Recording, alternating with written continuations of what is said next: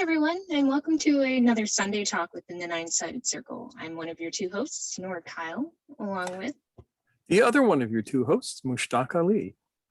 And first of all, we want to thank you for joining us, especially if you're here live and also if you're watching the replay on YouTube.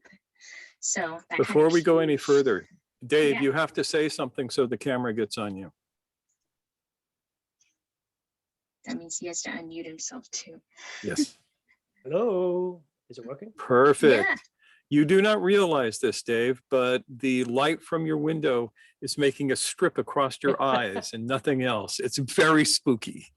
I wanted everybody to see that before it goes away. I'm gonna leave it like that. Yeah, I hope people got to see it in that like split second. Yeah, it's very mysterious. It's sort of like Svengali. I'm gonna pin him for a sec. Yeah. Yeah. Does that make it come up? No, I'll pin him from here. There we go. Yes. Looking That's good, perfect. Yeah, he's putting the fluence on everybody. Yeah, definitely. All right. I am impressed. Who's made it? Or rather, was able to make it back. Yeah. Review. Well, we have a couple of people here who have crappy internet because of their location. That's always a pain, but while Superior, Arizona has many sterling qualities, their internet is not one of them because they are on the ass end of nowhere. Well, we'll always invite you back in, Chris. That's needed. Hola. Hola. Okay, so should we do our little YouTube spiel, Mushtaq?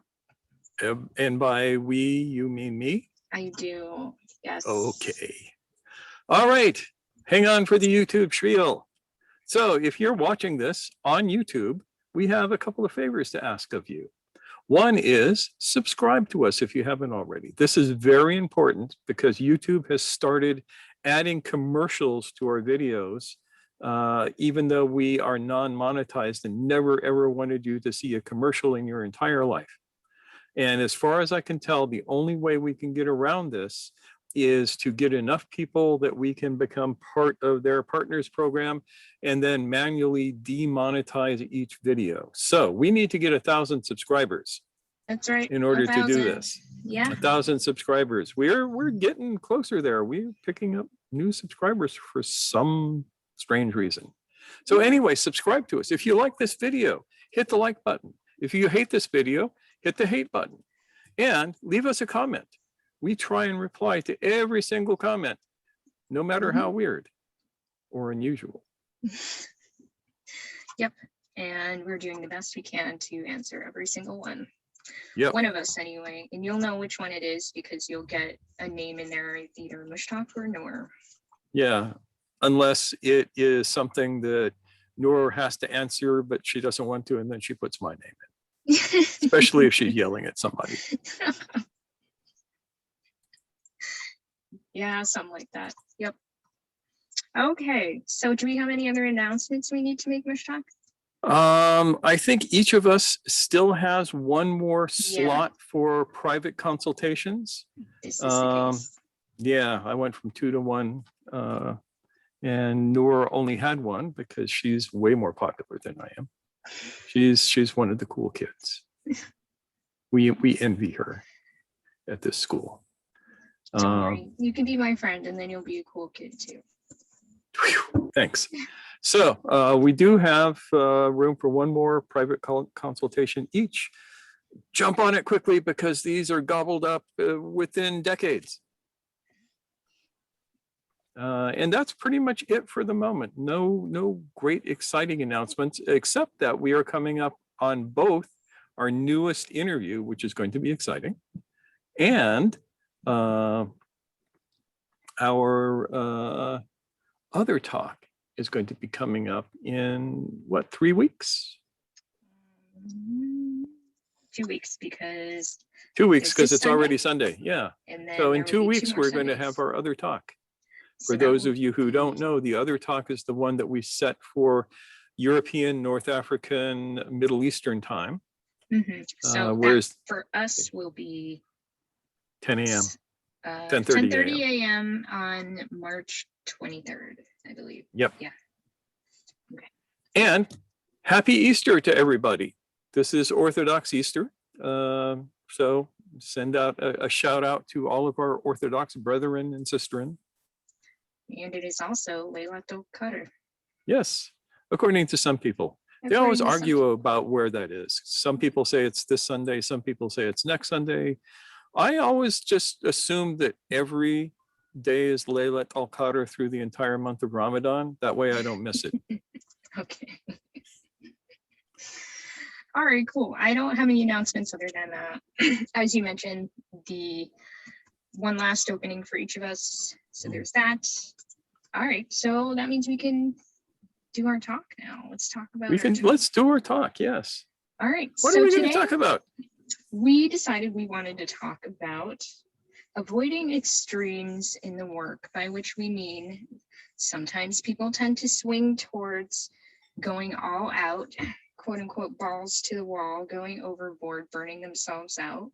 No. And on the other hand, sometimes people tend to get the idea that just talking, thinking, that kind of thing about the work is actually doing the work. And we have to tell you, unfortunately, it is not. So that's what we will be talking about tonight. We're going to be talking about the extremes of super effort and pseudo effort. So what do you think, Mushtaq? I think that this is going to be an interesting topic. A lot of it came from a lot of the idea of the super effort comes out of what Gurdjieff did when he was working. And because Gurdjieff is not around and some of his students were not quite finished when he died, they got these ideas in their head about what super effort was. And I remember Ouspensky saying somewhere, was it Ouspensky? Some dude said, the only meaningful efforts are super efforts. And this is not true. If that's what you think, then what you are trying to do is the CrossFit of spiritual practices. Oof. And we put a quote from Robert S. de Ropp, who was a fourth way student for most of his life and a very interesting character. He said, and I'm going to quote this from our blurb today, "The work does involve great effort, but it is a very special kind of effort. This effort involves the maintenance of balance and awareness. It is more like the skill of a ropewalker or a juggler than the sort of heroic teeth-clenching efforts involved in feats of daring do, such as climbing Mount Everest." And that, to me, makes a lot of sense. I'm going to steal something from alchemy here, even though it's not my thing.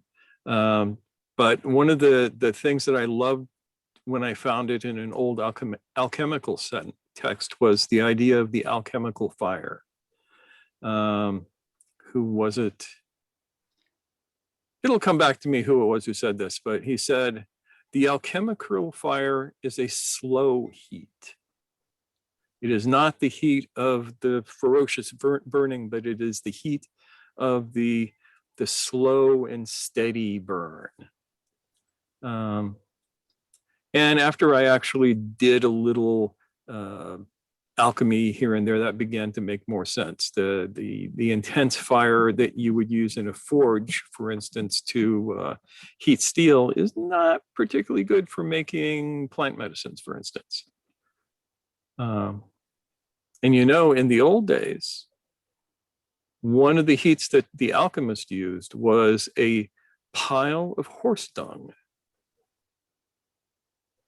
The reason for this, as horse dung begins to mature, it puts off heat because the rotting process, the process of the horse dung composting itself, creates just the right amount of heat for a lot of interesting, delicate alchemical processes.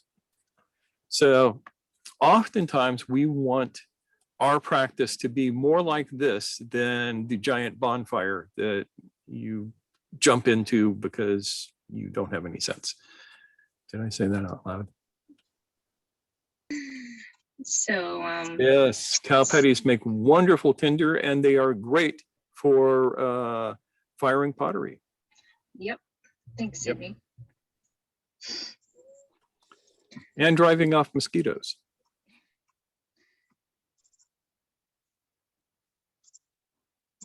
Okay.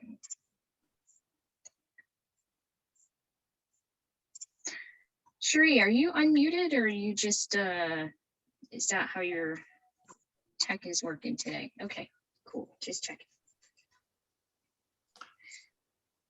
Yeah. So I think a lot of beginners, myself included, Say it ain't so. tend to get this idea that getting burned is the way to go, that's how you really learn what you need to learn.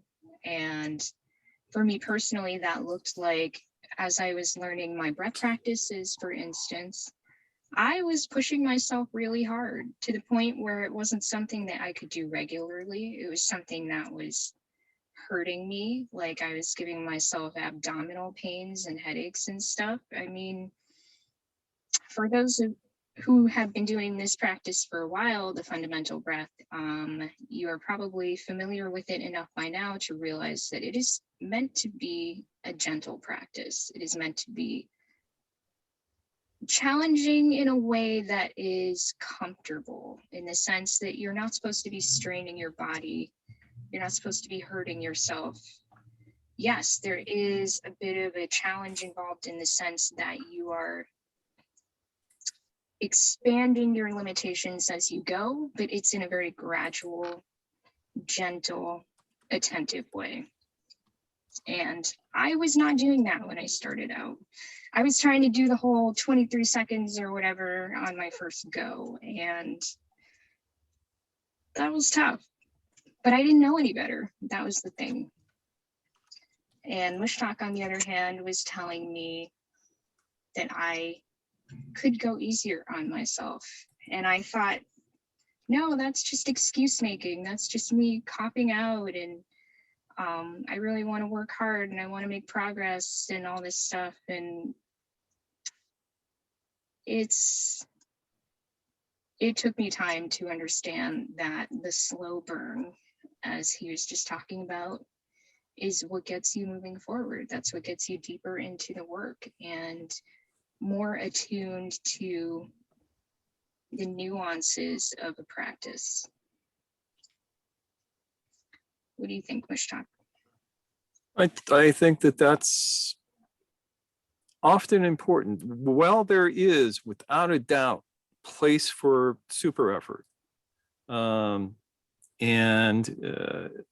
As the Ropp said, it's a special kind of super effort. It's not just working yourself till you puke. That tends to be counterproductive in a lot of cases.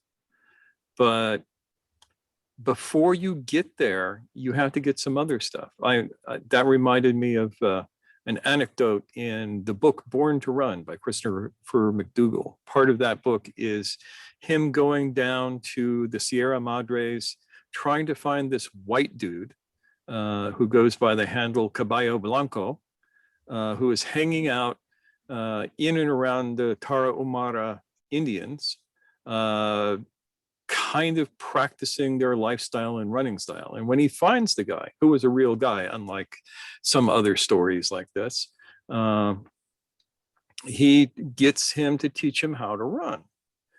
And the first thing he says is, go for easy. Learn to run easy. And this is distance running. This is not sprinting. This is like Tarahumara, run 50 miles and don't think anything of it. And he said, if you can get easy and nothing else, you're doing just fine. But don't try and get speed and power and all of that kind of stuff until you got easy. And I think that this is advice that is good for all of us, that we don't want to start with super efforts on our practice. And when we do the really intense efforts, like for instance, during times of retreat is one time when traditionally you do a super effort.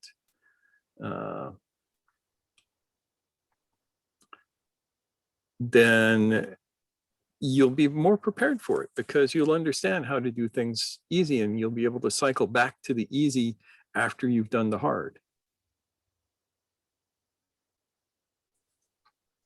And then it's extra easy. Yeah. In a good way. One can hope.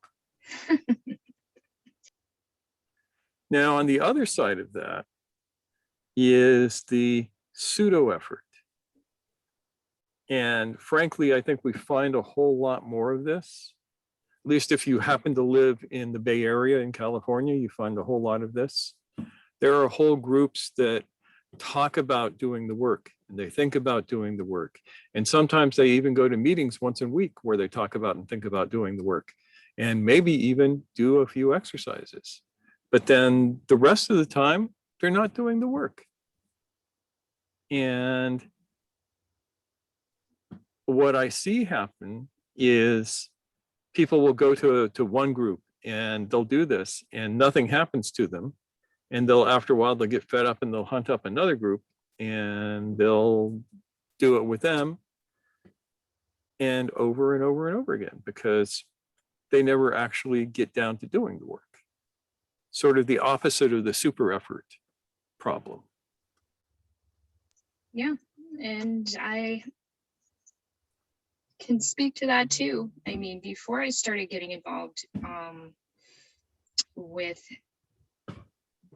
the type of Sufism that we do, the type of practices that we do, I was very much just kind of floundering on my own. I was reading things online. I was hearing snippets from people I knew, friends in different communities, and trying to cobble things together, but I wasn't really doing a regular practice. And most of it was me just kind of almost trying to find the next cool thing, the next interesting thing for me to consume, shall we say, as opposed to actually being able to benefit from it in a way that was of substance.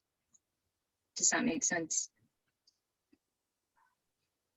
And I found that it was a lot of reading and thinking and maybe talking, but there wasn't a whole lot of necessarily doing, of committing, that kind of thing. And so it didn't get me anywhere. It didn't help me deepen into a sense of, as I mentioned in the blurb, like mindfulness or embodiment. It really was just, how do I fill this urge to consume? And I think a lot of what passes as practice these days tends to be, at least in terms of what we're exposed to on social media and in communities that we only make contact with in passing, that can be a lot of just kind of consumer practice, pseudo effort. And that's something to think about. I think it's easy to do that when we're scrolling through Facebook or Instagram or following blogs or reading books. We have to be careful that we're not just chewing on it as opposed to taking it in and ruminating is the word you're looking for. That's a good word. Yeah. Gets us back to the cow flops. Yep. Now, what does a real super effort look like? It can take a lot of different shapes. I'll give you one example from my own life that I've mentioned before because I found it so amusing. Was when my teacher decided that he needed a walkway that went from the back door of the Khanaga, the Sufi house, to the street. And he decided that all of us dervishes should make it for him, and it should be made out of cement, concrete. So he gave us enough money to go down to the place that sold concrete and buy one bag of concrete. And then we came back and we mixed up that one bag of concrete, and then we laid it out. We started making the walk, and of course it only got us about 4 feet. And then he gave us enough money to go get the next bag of concrete. And we went and got the next bag of concrete. And we came back and we mixed it up and we laid it, and on and on and on. And it took 25 bags of concrete to get all the way to the street because it was quite long. And that meant 25 trips to the cement store, mixing up one bag at a time and laying it out while keeping your cool. While your brain is not going, this is incredibly stupid. Why don't we just get all the bags we need? And if we get too many, we return them and get the money. Because that, of course, was not the point. The point was to do the work and to do it precisely as instructed. Are you losing your camera, Noor? Yep, I'm having a little bit of camera trouble. Curses. That's oftentimes what a super effort will look like. It doesn't look like, well, it actually can, because another, my latest super effort, which was before the pandemic, was doing a 10-mile walk while after 24 hours of fasting.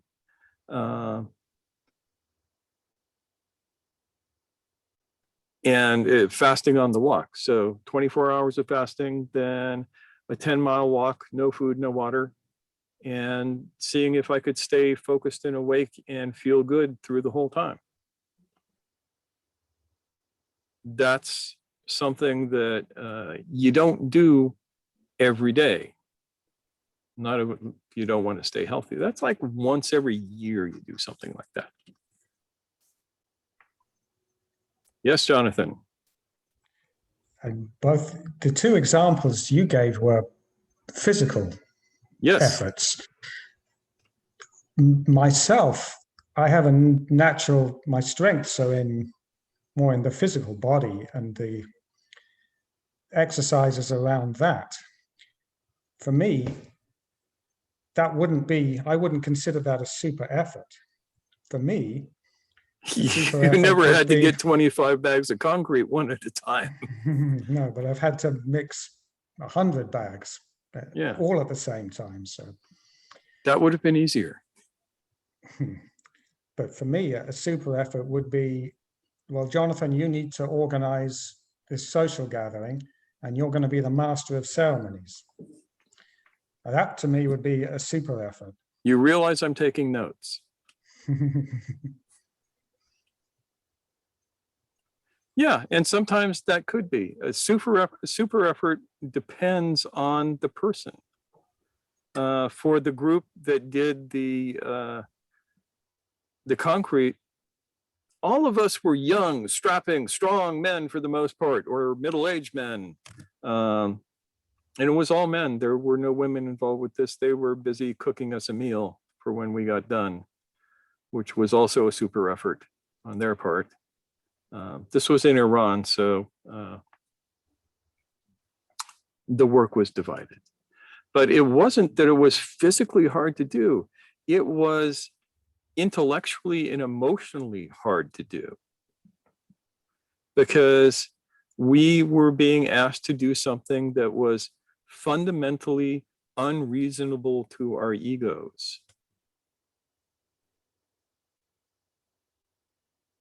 And the physical work was no big deal. The work was to stay awake during this process rather than letting yourself drift off into the nattering and complaining that your ego is going to do about how you could have figured out how to do this better.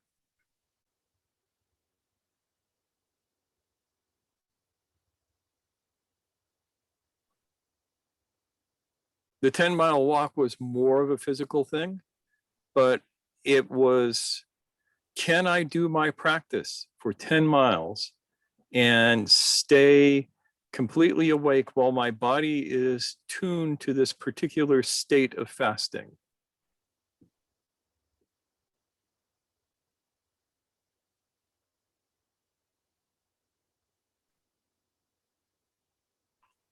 So for the most of that 10 miles, I was just doing my practice. I was just, being in the state of self-witnessing and carrying on, with a couple of exceptions. One was stopping off at a bookstore, because I worked this out so that my path would take me to this one really great used bookstore in Berkeley. Purely coincidence.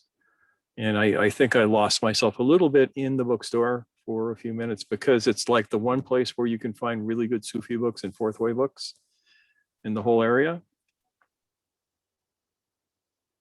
It is a great bookstore. It is a great bookstore. I miss it. Damn you, plague. Ah, yes. Yeah. Whereas for me, I think, of course, physical exertion is challenging for me personally, but things that involve spotlighting myself, like singing the other week, that was kind of a form of super effort for me that I took on spontaneously. And yeah, so it does look different depending on the individual, for sure.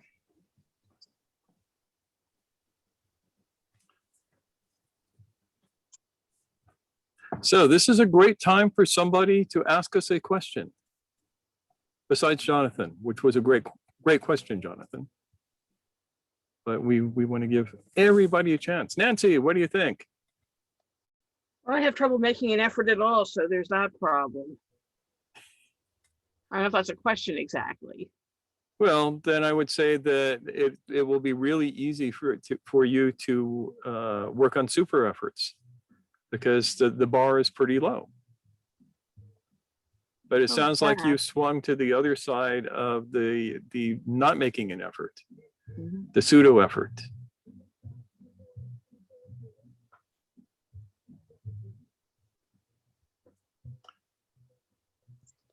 But I've seen you make efforts. Yeah. So I think you may not be giving yourself enough credit. That's what I think, personally. Okay, let's take a vote. Is Nancy giving herself enough credit? Yes? Karen. No. I'm giving it a no. You're not giving yourself enough credit.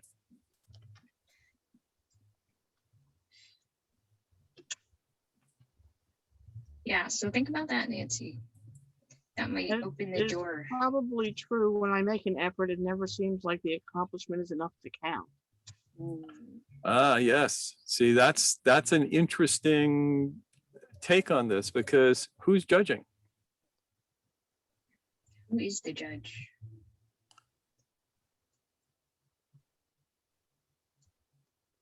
Well, obviously, I'm doing the judging. Yeah, is it your voice who's saying, does this count?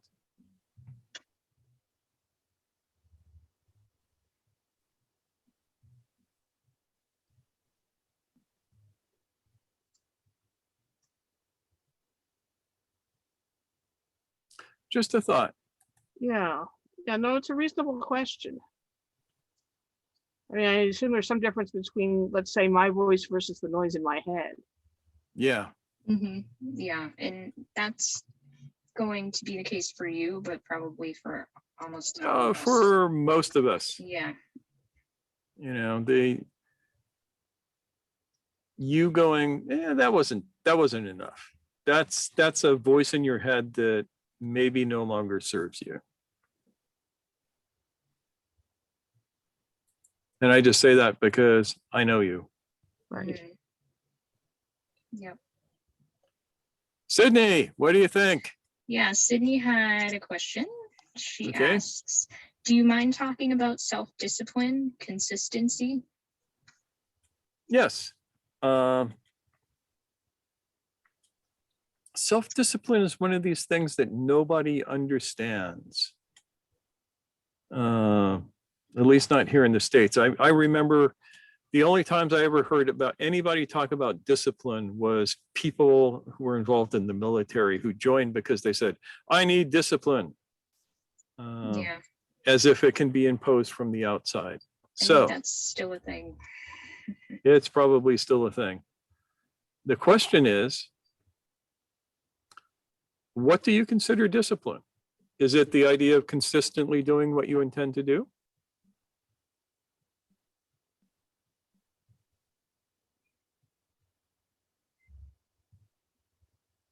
Yes.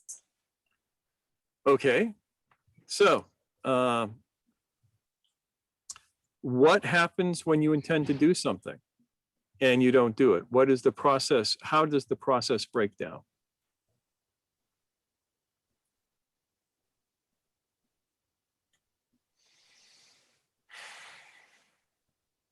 Usually it breaks down into a series of excuses to which I fall lame to. I usually talk myself out of it. Okay, I understand that. I have done things like that. I mean, I've definitely done that. Yeah. So you're not alone. Probably everybody here has done that,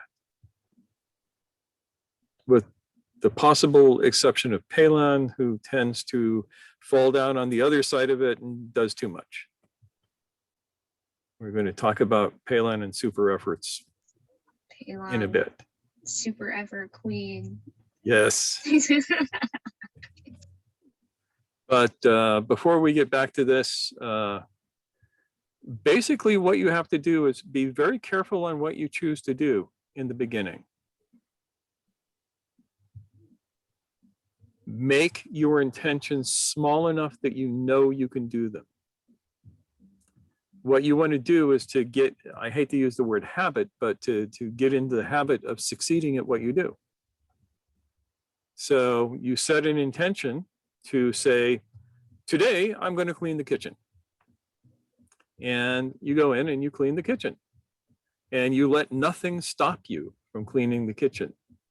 I mean, you know, if a meteorite hits the house or that sort of thing, you're off the hook. But other than hazard, which is going to be a topic, I think, next week. Are we talking about hazard next week? Yeah, we're talking about hazard next week. Yeah, this is going to be an interesting thing. Other than hazard, you do not let anything stop you from doing your task, no matter what. No excuses. You can even write up on your write something and put it up on your refrigerator if you're cleaning the kitchen that says no excuses. There is no thing that you can say to yourself that will keep you from finishing doing the kitchen. And sometimes it's just a case of less thinking, more doing. Yeah. That's true for me personally anyway. If I start getting overly in my head about, say, like Mushtaq was saying, cleaning the kitchen, the stovetop, let's say. If I think too much about it, it's gonna trip down my to-do list, as opposed to just, I don't know, putting on a podcast or something and then having at it. Whatever I have to do to set myself up for not overthinking about it. And while you are doing the cleaning of the kitchen or whatever it is that you set for yourself, do your breath practice. Rather than staying in the voices in your head that will give you excuses why you should quit, just do your breath practice. And when the voice comes up, you go, yeah, not right now. I'm doing the breath practice and cleaning the kitchen. Check me later. Now, the combination of doing that and not making the tasks too terribly big at first is going to get you in the groove of finishing what you start.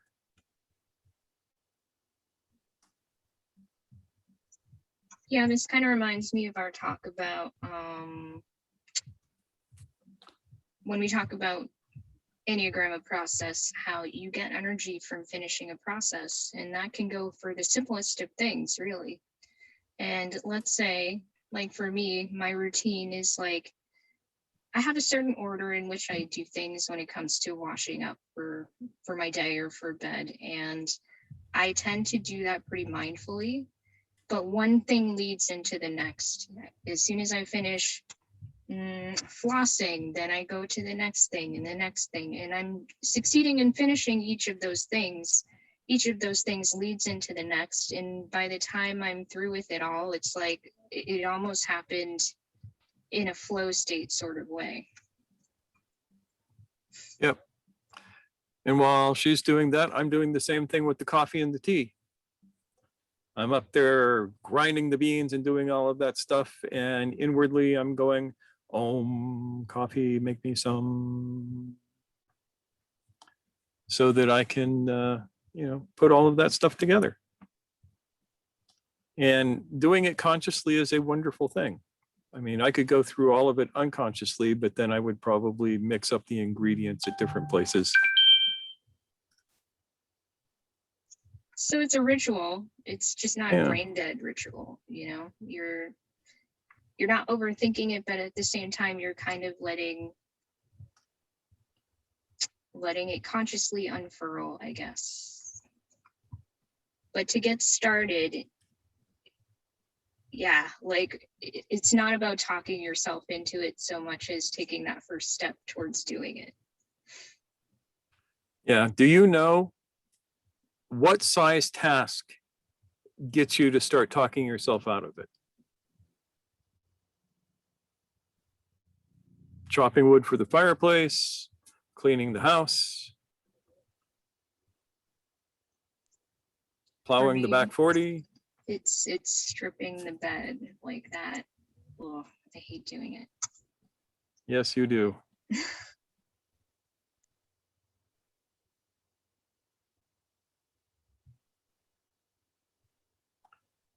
If you can think of the size of task that will prompt you to find a way to get out of it, then pick a task one size smaller than that. Start there.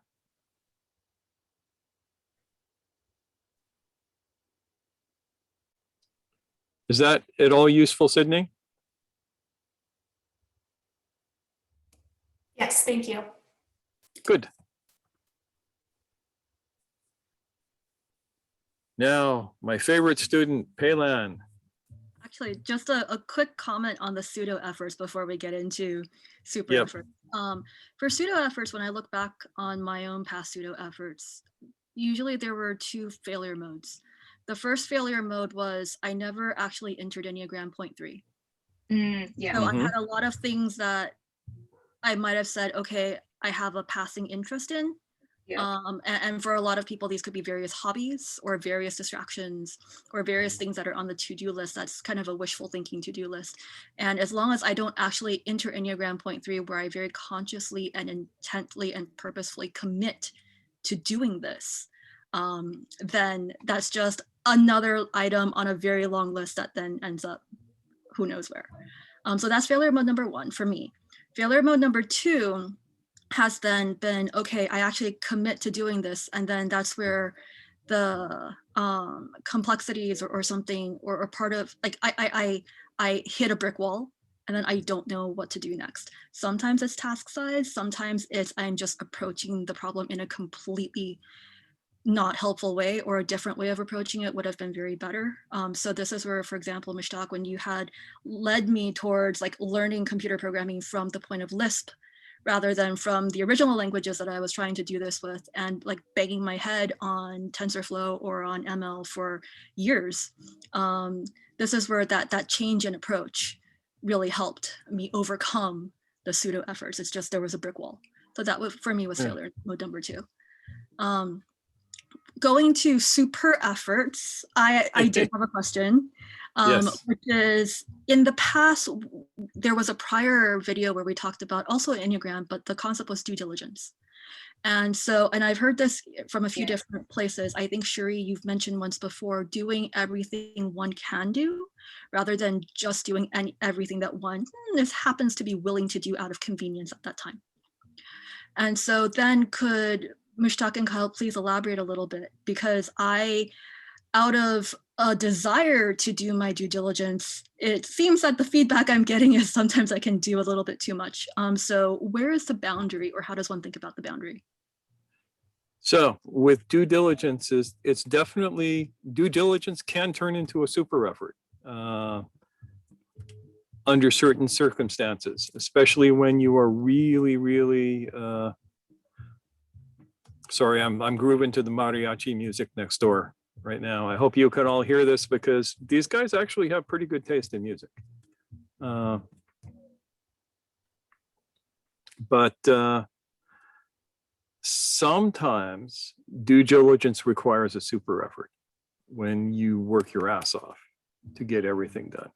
Most of the time, it requires that slow burn rather than the high heat. It requires the slow heat. And that can be way more useful. For you, for example, how many times have I taught you something cool and new, and then you've gone and done it to exhaustion, to the point where you're so sore at next class, you can barely move? Yeah, a few times. And what probably happens more often is I actually take the idea you gave me and then I kind of do my own background research on it and I figure out 10 different ways to also do it and then kind of branch out from there. Yeah, and you pay for that. And it's, you need to consider whether or not that is a price that you want to pay, because oftentimes, I see Sydney's laughing back there. Oftentimes, it actually inhibits your learning. That's something in, yeah, Yeah. sorry. Is it okay No, if go I- right ahead. Like in singing practice, Sydney says she can hear the music too. Yeah, I mean, people get so excited to sing their favorite song or to practice so much that they end up hurting, and then they have to take a break for more days because they've caused themselves injury. And I've experienced this firsthand recently because I was working on a song that was a little bit out of my range as prep for a session with someone, and I wanted to keep going. I felt like, oh, I'm on a roll, I can do this, but it was hurting, and that was my throat saying, hey, it's time to stop. It's time to cut yourself some slack and we can come back to this later. Yeah.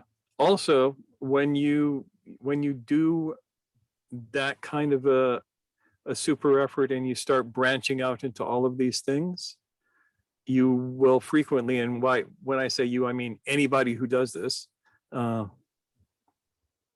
you will get distracted from the main point that you needed to learn.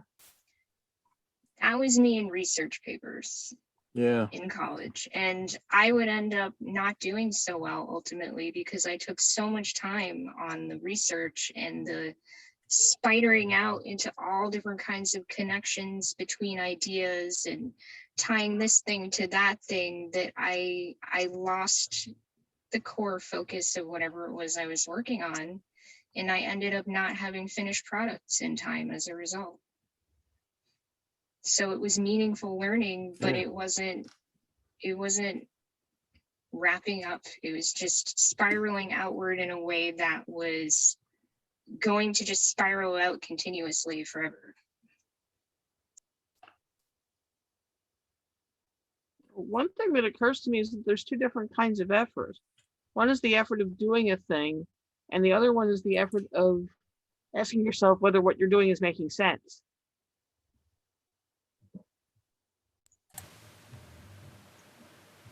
I mean, I'm reminded of a time when I was working in my booth selling buttons, and I'm feeling sort of energetic, and you know, I'm constantly stepping over the spots to get at things. And it doesn't occur to me until the end of the event that I could have moved the box and not stepped over it. Yep. I've never done anything like that. Oh, I'm sure. No, never happened. Yeah, I can relate. And that is telling you that you are, at least for me, it's telling me that I am not as awake to my environment as I need to be.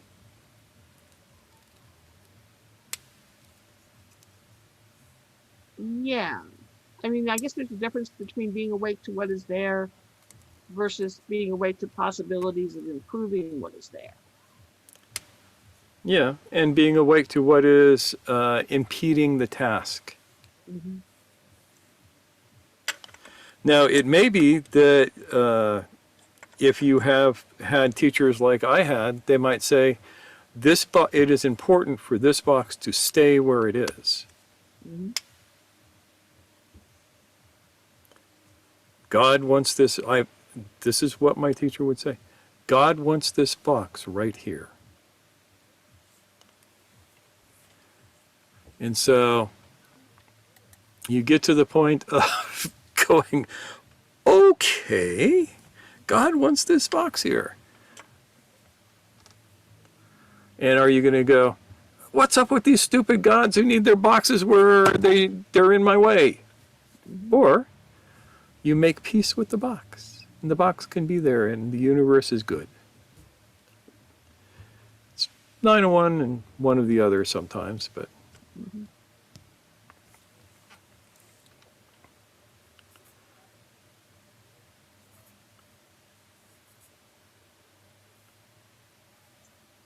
Cool. Do we have anyone else who has questions? Okay, from Mustaqim, who says, is a guide required to avoid super effort or pseudo effort? Not required, but it can sure help. I'm pretty sure that nothing is required, but having somebody who knows what the hell they're doing in situations like this can make it a lot easier, and you don't make as many mistakes. Yep.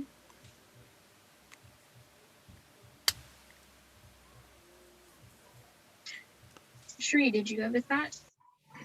Have a thought. I wanted to ask about, can you hear me? You could up your volume a little bit.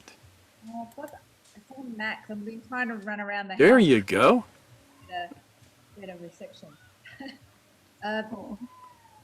When you make it a small task that you can do,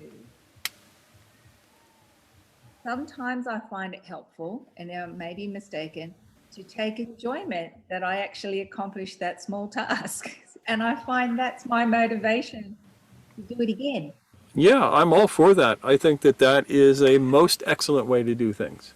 When we talk about work, it can feel like it's an onerous thing, but the work can be enjoyable too.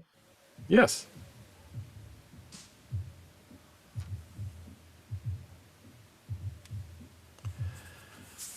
Yeah, I don't think you'll find argument from either of us there. I think we're not really into the whole flagellation thing where people just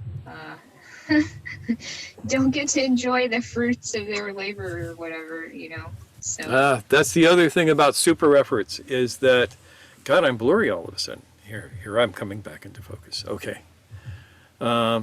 Super efforts, as practiced by a lot of the fourth way people I've known, have been grim. They have been really grim. And they don't need to be. A super effort can be fun. It can be enjoyable. It can be delightful even. And those are my favorite kind. So I don't know for fourth way people. So how would you describe what they were doing and why was it so grim? Because they were taking themselves so seriously. Yeah. Yeah, and it's like, we have to work at this. This has to be hard. This has to, it's CrossFit. I'm sorry, but a lot of fourth way schools are CrossFit for the spirit. It's like, I'm going to work until I puke. And then everybody's going to applaud because I just puked in a bucket. Great. Awesome. Yeah. My old buddy Scott Sonnen used to say that the trouble with working until failure is that you teach yourself to fail. For those of you who do physical exercise, you will get that reference, Do your lifts till failure.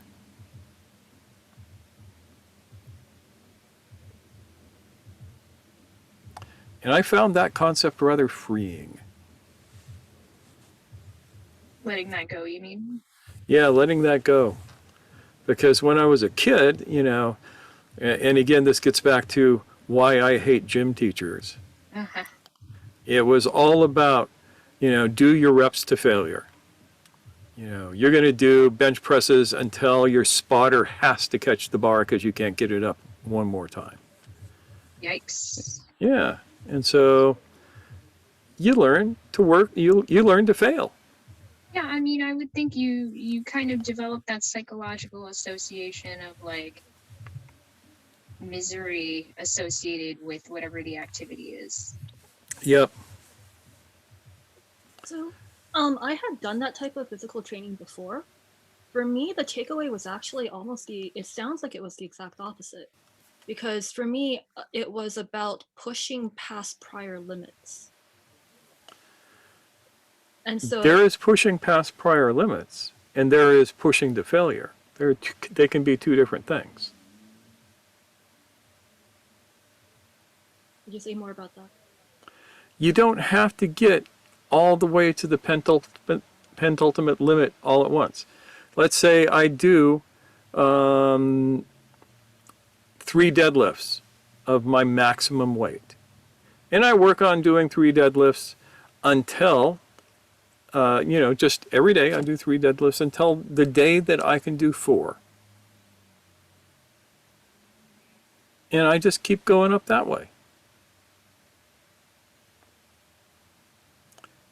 In some ways, I think it's healthier. It's good to push past what you think your limits are, but you don't need to get to the absolute utter end of where your limits are, in most cases. Now, nothing here is written in stone, because I have prescribed for some people over the years working until doing maximum effort for as long as they can. Ask Lawrence about that sometime, Cherie or Dave. He's made efforts to failure, believe it or not. He might have some good stories for you. Was this to physical failure? Physical, psychological failure. What does psychological failure look like? It's where your head goes, I don't want to do this anymore. Yeah.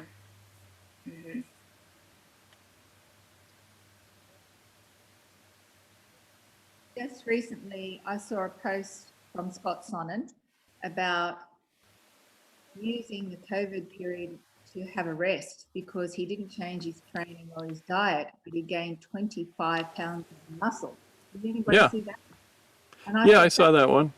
Yeah, and I thought that was actually great to know that you can do work and in the background you are making gains because he was resting and not pushing it so hard anymore. He wasn't traveling and teaching. And this period forced him into a rest period which he hadn't planned, and out of that came a benefit of 25 pounds of muscle. And I was thinking, just talking about work, sometimes people get bored doing the same thing, not realizing how it's building that foundation and strengthening a particular thing, but it's okay to be having that repetition. I mean, we see people doing the same job over and over again, but they do it with such precision and grace and reverence. I'm thinking about watching the cleaners in Japan emptying the garbage on the railway concourse, and they were doing it with such care. And you think, who does that in Sydney? I don't think I've seen anyone empty a bin and wipe the bin down, and they're such proud of their work, and they bow and they honour everything they're doing because they feel that there's a spirit in everything. And I think we should actually take a page out of that sometimes, to know that whatever you're doing, if you're falling in Everest, how you change your attitude to that. Yep. Yeah, you're talking about right effort, I would call that. Stealing from the Buddhists while they're not looking. And that's what we want.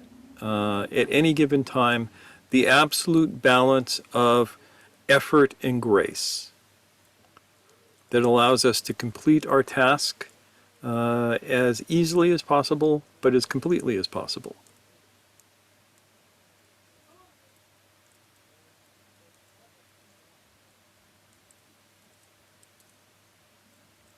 And Noor Mustaqim had a question. Yeah. I just wanted to give us a moment to chew on that. Mr. Keem asks, or rather suggests, super effort and pseudo effort in spiritual work seems difficult to spot if one does not have a guide who knows what to do. Yes, this is true. Not impossible, but difficult. If you have only yourself as your guide, you have to work 10 times harder. If you have an idiot as a guide, yeah, that's the other thing though. If you have an idiot for a guide, you have to work 100 times harder. So there's some trade-off there. Maybe it's time to do another talk, Noor, on finding proper guides, what to look for and what not to look for. Probably. Yeah, we should put that on the list. Okay. There's an old Turkish saying, which is, if you make yourself into a donkey, there will always be somebody who will be willing to ride you. And this is particularly true in spiritual life. You know, you are bloody and shark-infested waters when you go into the spiritual work. I hate to say this, but it's true. And the first super effort you most likely need to make is getting away from the sharks.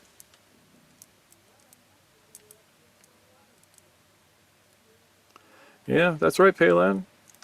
I see her nodding there, and when I first met her, she was surrounded by sharks. Oh yeah, I've come to the conclusion that there is an entire industry that profits off the search. You are not at all wrong. There definitely is. I feel like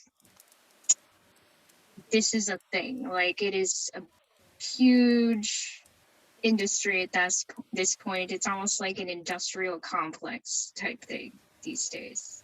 So we definitely see a lot of that here on the West Coast, in the Bay Area. You have these tech bros who on the side are promoting their, you know, their spiritual gains program. I mean, it's bizarre to see people think that their genius knows no bounds and that they have this authority to share with you and make a lot of money off of you in the process. Yeah. No, So that, yes, go ahead. Oh, okay. I came to realize that a lot of people have a sense that something is wrong, and they're right about that. But if they don't know what is wrong and they don't know how to fix it, they're very vulnerable to somebody saying, "I know how to fix it." Yes. Yeah. Yeah, I'm going to put a link up with this video on the forum for the Advanced Bonowitz Cult Evaluation Frame, the ABCDEF, which is my favorite way to look at any group and decide, or any teacher, and decide whether or not they are full of shit. And it works. I mean, Bonowitz, this was Isaac Bonowitz, who was a famous magician, you know, with the K on the end kind of magician, worked this out years ago, and it has stood the test of time, and it's really easy to use. Somebody is saying something here. Yeah, we have Dave cracking a joke about microdosing for wealth and wellness 2.0, and absolutely, that's, Yeah. it is definitely a thing here in the Bay Area. Yeah, and as my old friends Terrence will tell you, microdosing is for wimps. You want any good effects, you've got to macrodose. the creativity and synergy and All the But you'll see- buzzwords. innovation. Yeah. You'll see the heroic dose once microdose jumps shark though. Yeah, that's the Yes. thing. Mm-hmm. That's the thing. Nancy, I do think you were spot on when you were talking about how people knew that most people know that something's off. I know plenty, like myself included, and plenty of people who were like, okay, we know something is off, but we don't know what to do. We don't have a guide. And this is where it's trying everything and a lot of the pseudo efforts come in. So.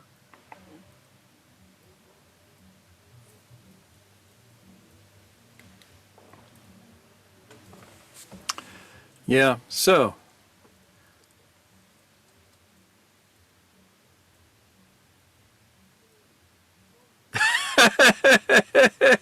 You all know that's where it's heading. Yeah, Yeah, heroic yeah. dose for machine elf enhanced neuro wealth 3.0 TM. Yep. Well, and sadly, the guy who has insinuated his commercials at the front of some of our videos is talking about exactly that. He starts out talking about his ayahuasca experiences. It pains our souls. It's not ayahuasca itself, obviously. We are. Yeah. Somebody who have- goes out into the jungle with somebody competent and drinks some ayahuasca under the proper circumstances is liable to have a really good time. But,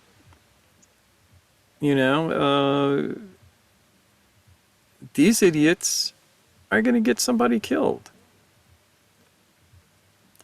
And the last place, and the last place, I was just thinking of that. The last place you want to do ayahuasca is in the city. My buddy Terrence came back from Iquitos, where he was down in Ecuador with his brother studying ayahuasca. And he brought some back with him to Berkeley. And they'd been doing their ayahuasca out in the jungle, and they would have these visions of anaconda and jaguar and all of these spirits. They decide to do some ayahuasca in Berkeley. And they get visions of miles of chromed supermarket aisles and huge used car lots and all of this crazy urban stuff. It's like, do not tune into that vibe. No, not the spirits you want to meet. Not that No. trip. Come not in that form. So we're diverging a little bit, but it's an important divergence. So back to the idea of super effort, though I have to say, Dave, you won the day with the heroic dose per machine elf enhanced neuro wealth 3.0 TM.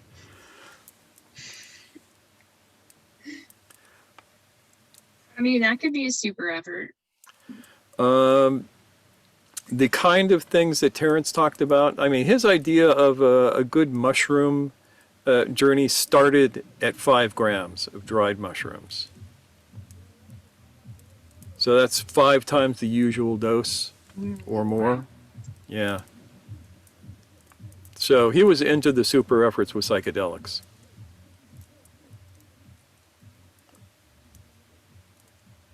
And his idea was also, here, take this. Are you peaking yet? Yeah, here, smoke this DMT. Oh, Terrence. Yeah, Terrence was an amusing fellow. Genius, complete, utter genius, but kind of out there. Anyway, enough of that. Don't do drugs, kids. Leave them for me. No, sorry. God, who was it who said,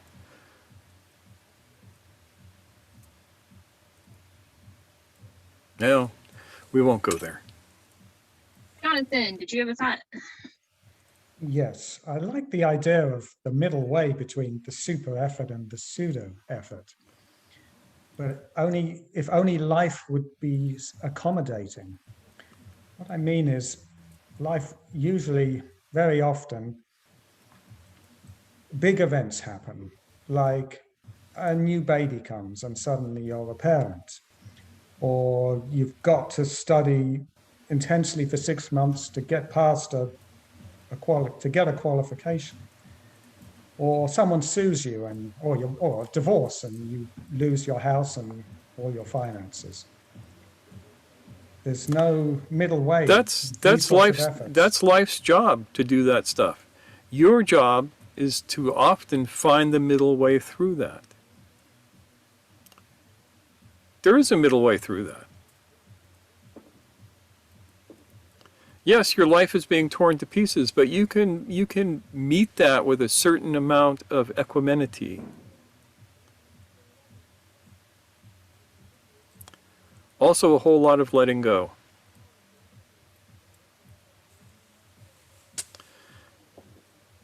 You know, back in the 80s, I moved to Europe for a while, and I put everything I owned in storage. And it wasn't one of your modern fancy storage places. It was a place that was on a side road with a cyclone fence around it and just bins. I come back and everything that I owned had been stolen.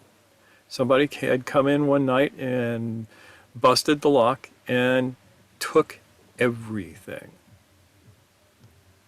You know, there was like 1 or 2 pieces of paper left on the floor maybe. And I didn't know this for like 6 months because the guy who owned the storage place didn't even bother to tell me.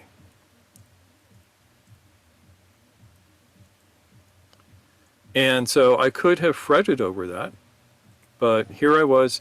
I had more than the clothes on my back because I had, you know, enough clothes that I could live in Europe for a while. I had my vehicle.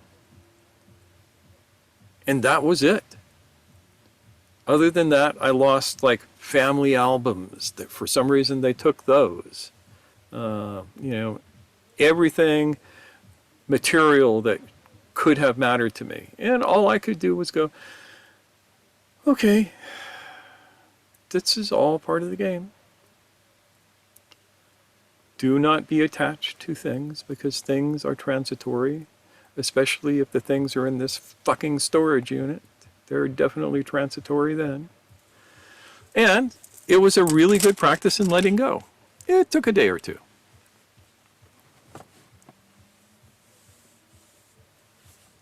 And things might still come up.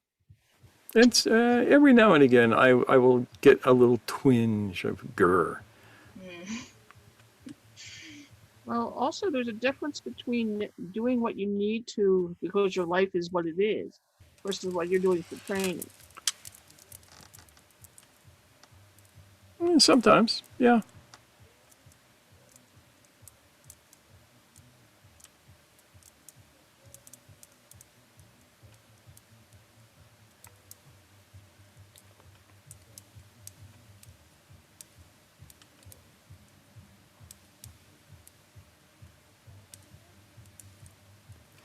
Sometimes training is preparing you to do what you need to do, though.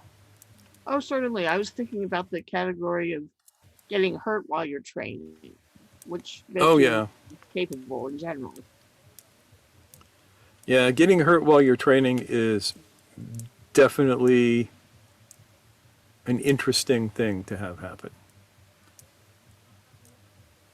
I don't recommend it. Hopefully it can be filed under education. Yeah, hopefully. Sometimes it's filed under, oh, I just gave myself a limitation that's going to be with me for the rest of my life. And then you have to deal with that with equanimity.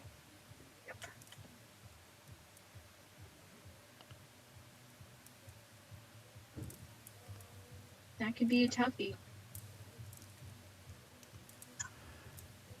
So choose your super efforts carefully. If you have people who you can speak with on this, speak with them before you do it. And it doesn't have to be some exalted teacher.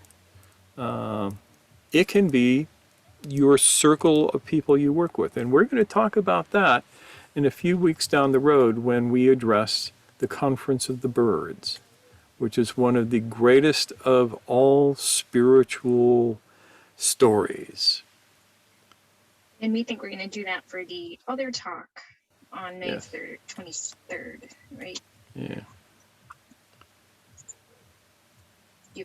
Yep. Yeah, that's going to be the topic of the other talk, the Conference of the Birds, by Feruddin Attar. And there will be links put up to where you can download free copies of the book and stuff like that. We can get you copies from the Internet Archive. So links will be provided. And if Zainab wants to, she can even recite some of it in the language that it was supposed to be recited in. Because you know it was originally in Farsi.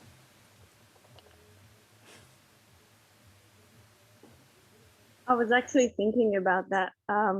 So maybe you can send me a Farsi link or. Yeah, I'll see if I can find the Farsi for it, because it sounds so much better. It's music in the original language, and in English it's just words. So, That would be really lovely. yeah.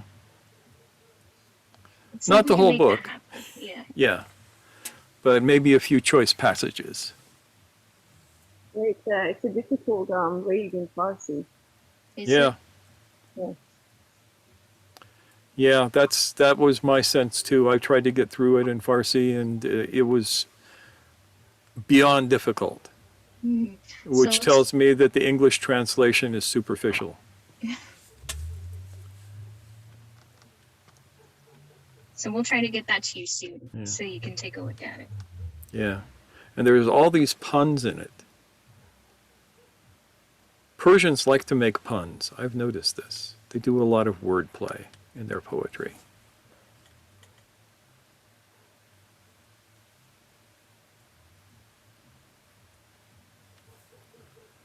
But we'll get to that later. So this is the topic for the night. The idea that there is a real super effort that you can make, and there is a real easy effort that you can make. And then there are the pseudo super efforts and the pseudo laid back efforts. And it is up to everybody to learn to discern the difference between the two, because as much as many people would like to tell you that they are the enlightened master who can tell you everything that they want, they aren't. And you need to use your own discernment. Mm-hmm. And dialogue helps too. You know, if you want to have a Yeah. conversation about it with someone whose opinion you value, that can help. So, last bits of questions and stuff.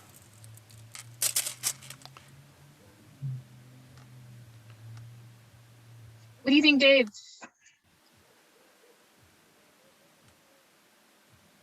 I don't have a question, but I've definitely experienced both of them many times. Yeah. Yeah. Tuning process.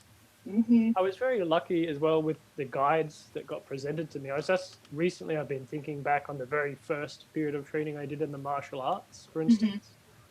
And before that, I was doing an enormous amount of pseudo-efforting, reading about stuff on forums and the internet with absolutely no training, as one does. As one does, yeah. I had some degree of something auspicious that made me go and sign up for a class, which happened to be an extremely good teacher, and he took the training so that it was really intense, but not like I never vomited from exercise there, but you got to experience very clearly that your mind will throw up. I'm going to die if I go for another 30 seconds, and you do the 30 seconds and you are strangely still alive, but you are quite hot inside. So that Yeah, and that's the kind of super effort. effort that you want. Yeah, that's perfect. It was cool, and it gave me a little bit of a insight into that dynamic between kind of not doing anything and then doing a super effort in a controlled way, which is, it's still in me. It's interesting in that when I am doing a lot of work, so just general work, you can have a very stressful occurrence of that, or you can have a very smooth and flowing experience of that. But then there's also this kind of special extra feeling in the body that sometimes happens when you're doing an effort that's directly related to what you do.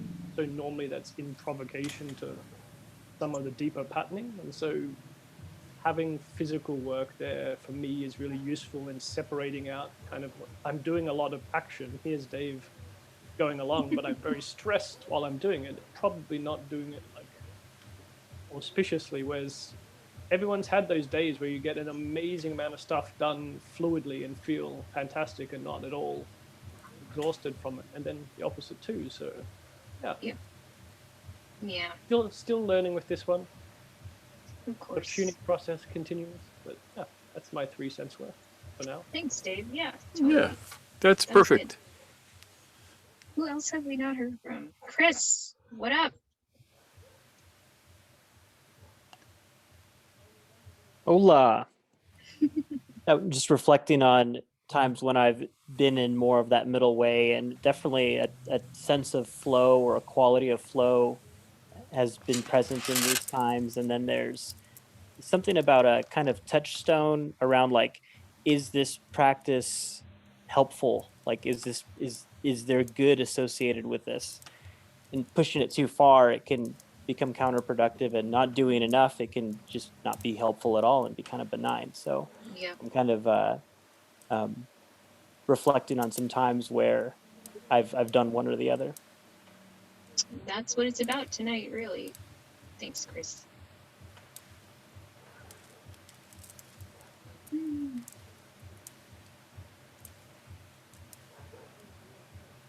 Any other last thoughts someone might like to share? Or questions? No? Answers.